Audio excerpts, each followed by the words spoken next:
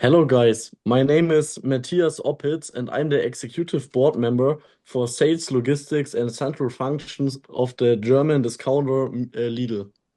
Hi, I'm Claudia Kappa, Unit Chief, Division of Data Analytics, Planning and Monitoring of UNICEF. I'm Evelyn Bond. I'm the speaker on business and human rights of the Sustainable Cacao. Hello, hello everyone. My name is Peter Fit. I'm from Berry. I'm CEO, the chocolate processor. Hi, I'm Hannah Paulina, the board founder in Coffee Board. Hello everyone, I'm the government representative. Let me start by saying Curricle takes the issue very seriously. We have introduced laws, monitoring system, and partnership to reduce child labor. But we must harness this is no only a legal program, it's an economic one. Farmers are poor and its reality shapes everything. Yes, exactly. We don't like get them decide to from them to want to work because we want to. We do it because we have no choice. It's good. If I can afford to hire a recruiter, send all my children to school, I would. But the price is too low. And that's precisely where the problem lies. The system is built in a way that keeps farmers poor. Companies have known for years that child labor exists in their supply chains, yet they continue to profit while farmers receive only a tiny share of the value. I hear that criticism and don't deny the challenges, but it's important to understand the compli- complexity. Cocoa supply chains are long and fragmented. We are working on traceability, farm training, and child labor monitoring systems, but change at this scale takes time. And from the retail side, we are also under pressure. Customers expect affordable products. When prices go up, many choose cheaper alternatives. So we are balancing sustainability efforts with market realities. But the data is clear. Too many children are still doing hazardous work, carrying heavy loads, using dangerous tools. This is not acceptable. At the same time, we must be careful. Simply banning child labor without addressing poverty can push families into even worse situations. That is why we emphasize long-term solutions, education, rural development, and economic diversification. But we also on the field team in global trade. Pre-research countries cannot solve this alone. I agree it must be systemic. Voluntary programs are not enough. We need binding regulations, especially in Europe, that force companies to take responsibility for their supply chains. Without accountability, progress will remain too slow.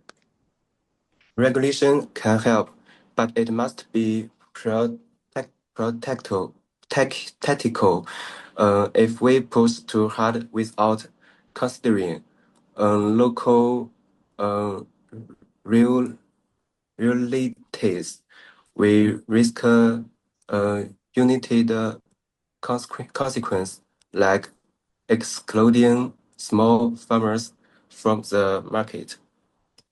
That is something I worry about.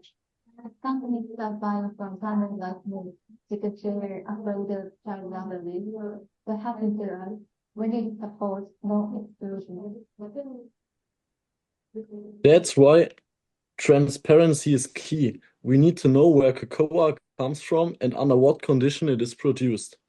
Only then can we reward better practices and support farmers properly. And we must invest more in education. When schools are accessible and families can afford them, child labor decreases. We also need to address gender inequality. Girls are often the first to be kept out of school. And let's not forget, companies can afford to pay more. A slightly higher chocolate price could significantly improve farmers' incomes. The question is whether the industry is willing to change its business model.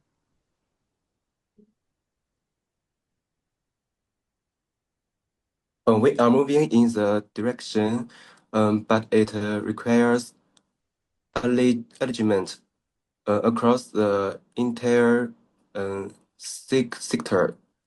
governments, companies, retailers, and customers. For us, it's simple. Give us a clear income, and we will take care of our children.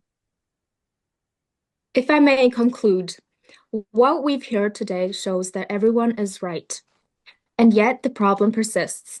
That tells us something important. This is not a problem of awareness, but an action of alignment.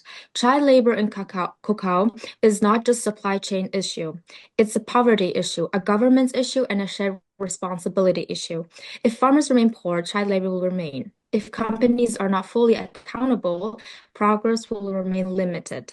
If governments act alone, change will be too slow. And if consumers demand low prices above all else, the system will not shift. So the message to all stakeholders is this: no single actors can solve this, but every actor is responsible. Real change means paying living incomes, enforcing smart regulations, investing in education, and building transparent supply chains. But above all, it means accepting that cheap chocolate has hidden costs and deciding collectively that this cost is no longer acceptable.